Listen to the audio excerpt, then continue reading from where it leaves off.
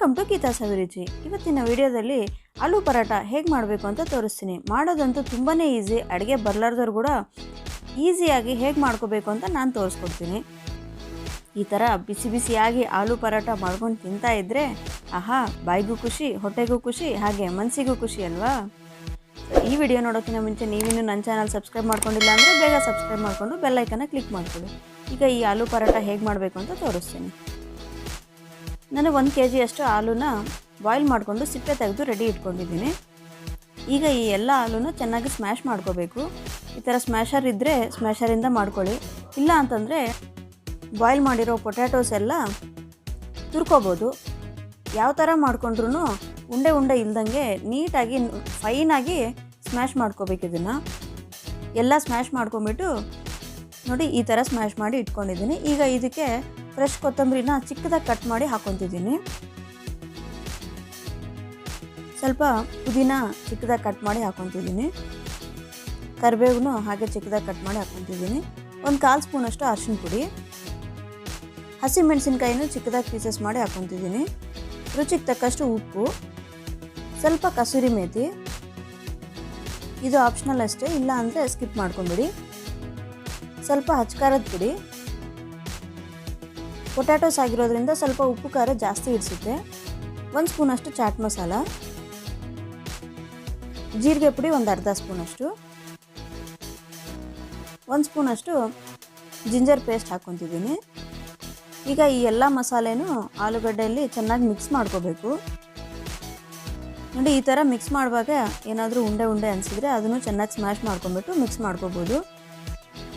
ಈ ಥರ ಎಲ್ಲ ಮಾಡಿಕೊಂಡು ಉಂಡೆಗಳು ರೆಡಿ ಮಾಡಿ ಇಟ್ಕೊತೀನಿ. ನೋಡಿ ಈ ಥರ ಎಲ್ಲ ಉಂಡೆಗಳು ಮೊದಲೇ ರೆಡಿ ಮಾಡಿ ಇಟ್ಕೊಂಡ್ರೆ ಈಸಿ ಆಗುತ್ತೆ. ಈಗ ಚಪಾತಿ ಹಿಟ್ಟನ್ನ ಸ್ವಲ್ಪ ತೊಗೊಂಡು ಅದನ್ನು ಸ್ವಲ್ಪ ಸ್ಪ್ರೆಡ್ ಮಾಡ್ಕೋಬೇಕು. ಈ ಥರ ಸ್ವಲ್ಪ ಡ್ರೈ ಹಿಟ್ಟು ಹಾಕ್ಕೊಂಡು ಇದನ್ನು ಸ್ವಲ್ಪ ಸ್ಪ್ರೆಡ್ ಮಾಡ್ಕೊತೀನಿ. ಒಂದು ಸ್ವಲ್ಪ ಈ ಥರ ತಿಕ್ಕೊಂಬಿಟ್ಟು ಈಗ ಒಂದೊಂದೇ ಉಂಡೆ ಇಟ್ಕೊಂಡು ಇದನ್ನು ಸ್ಟಫ್ ಮಾಡ್ಕೋಬೇಕು.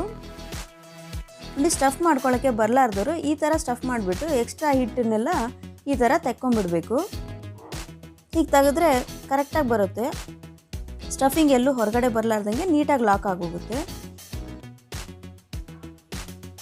ಆ ಥರ ಎಕ್ಸ್ಟ್ರಾ ಹಿಟ್ಟು ತೆಗೆಯೋದ್ರಿಂದ ಟೇಸ್ಟ್ ಕರೆಕ್ಟಾಗಿ ಬರುತ್ತೆ, ಇಲ್ಲ ಅಂತಂದರೆ ಸಪ್ಪೆ ಸಪ್ಪೆ ಆಗೋಗುತ್ತೆ. ನೋಡಿ ಈಗೆಲ್ಲ ಚಪಾತಿ ಥರ ನೀಟಾಗಿ ಉಜ್ಕೋಬೇಕು. ನೋಡಿ ಸ್ವಲ್ಪನೂ ಆಲೂ ಸ್ಟಫಿಂಗ್ ಹೊರಗಡೆ ಬರಲಾರ್ದಂಗೆ ಚೆನ್ನಾಗಿ ಬರ್ತಾಯಿದೆ. ನೀವು ಆಲೂ ಸ್ವಲ್ಪ ಉಂಡೆ ಉಂಡೆ ಇದ್ದರೆ ಈ ಥರ ತಿಕ್ಕಲಿಕ್ಕೆ ಈಸಿಯಾಗಿ ಬರಲ್ಲ, ಹಾಗಾಗಿ ತುಂಬ ಚೆನ್ನಾಗಿ ಸ್ಮ್ಯಾಶ್ ಮಾಡ್ಕೋಬೇಕು. ನೋಡಿ ನಿಮ್ಗೆ ಎಷ್ಟು ಬೇಕೋ ಅಷ್ಟು ಅಗಲವಾಗಿ ಇದನ್ನು ಚೆನ್ನಾಗಿ ತಿಕ್ಕೋಬೇಕು. ನೋಡಿ ಎಷ್ಟು ಚೆನ್ನಾಗಿ ಬಂದಿದೆ. ಈಗ ಇದನ್ನು ಹಂಚಿನ ಮೇಲೆ ಹಾಕ್ಕೊಂಡು ಹೇಗೆ ಬೇಯಿಸ್ಕೋಬೇಕು ಅಂತ ತೋರಿಸ್ತೀನಿ. ಈ ಆಲೂ ಪರಾಟ ಸ್ವಲ್ಪ ನಿಧಾನವಾಗಿ ಬೇಯುತ್ತೆ. ಫಸ್ಟ್ಗೆ ಸ್ವಲ್ಪ ಆಯಿಲ್ ಹಾಕ್ಕೊಂಡು ಒಂದು ಸೈಡು ಬೇಯೋ ಬಿಡಬೇಕು. ನೋಡಿ ಸ್ವಲ್ಪ ಈ ಥರ ಗುಳ್ಳೆ ಗುಳ್ಳೆ ಬಂದ ತಕ್ಷಣ ಈಗ ಇದನ್ನು ಫ್ಲಿಪ್ ಮಾಡ್ಕೊತೀನಿ.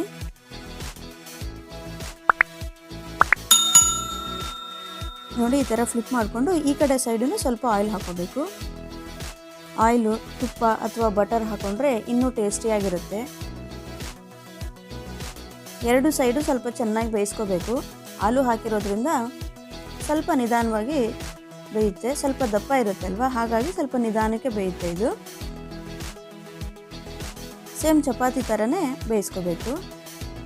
ನೋಡಿ ಎರಡು ಸೈಡು ಬೆಂದಿದೇನೋ ಇಲ್ವೋ ಅಂತ ಚೆಕ್ ಮಾಡಿಕೊಂಡು ಸುತ್ತಲೂ ಹಸಿ ಹಸಿ ಇಲ್ದಂಗೆ ನೀಟಾಗಿ ಸುತ್ಕೋಬೇಕು.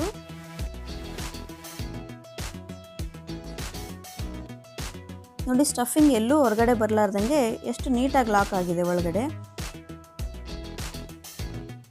ಈ ಆಲೂ ಪರಾಟಾಗೆ ಚಟ್ನಿ, ಕರ್ರೀಸು ಏನೂ ಬೇಕಾಗಿಲ್ಲ, ಹಾಗೆ ತಿಂದ್ಬಿಡ್ಬೋದು. ಮಕ್ಕಳಿಗೆ ಈ ಥರ ಸುತ್ತ ಕೊಟ್ಬಿಟ್ರೆ ತುಂಬ ಖುಷಿಯಾಗಿ ತಿಂತಾರೆ. ಬೇಕಾದರೆ ಸ್ವಲ್ಪ ಮೊಸರು ತೊಗೊಂಡು ಅದ್ರ ಮೇಲ್ಗಡೆ ಸ್ವಲ್ಪ ಚಾಟ್ ಮಸಾಲ ಉದುರಿಸ್ಕೊಂಡು ತಿಂದರೆ ಸೂಪರಾಗಿರುತ್ತೆ. ನೀವು ಒಂದ್ಸರಿ ಟ್ರೈ ಮಾಡಿಬಿಟ್ಟು ಹೇಗೆ ಬಂದಿದೆ ಅಂತ ನನಗೆ ಕಮೆಂಟ್ ಮಾಡಿ ತಿಳಿಸಿ ಫ್ರೆಂಡ್ಸ್. ಮತ್ತಷ್ಟು ಒಳ್ಳೊಳ್ಳೆ ರೆಸಿಪಿಗಳೊಂದಿಗೆ ಮತ್ತೆ ಭೇಟಿಯಾಗೋಣ. Thank you.